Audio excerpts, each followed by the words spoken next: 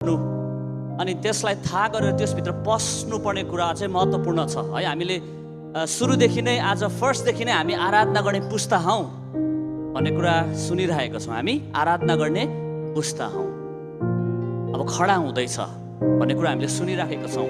So यो चाहिँ एउटा जेनेरेसन एउटा पुस्ता खडा हुँदैछ अनि यो एउटा अभियान हो अनि परमेश्वरले नयाँ काम गरिराख्नु भएको छ भन्ने कुरालाई हामीले बुझ्छौँ भनेदेखिलाई हामीलाई अझै धेरै अर्थ लाग्छ यो कन्फरेन्सको।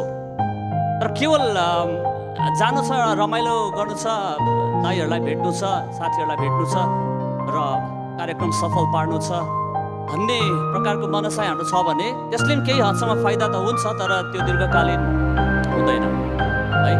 अनि जसरी हामीले सुरुदेखि नै एउटा नयाँ पुस्ताको कुरा गरिरहेका छौँ, इट्स अ बिग वर्ड, हामीले यसको गम्भीरतालाई बुझेको छौँ कि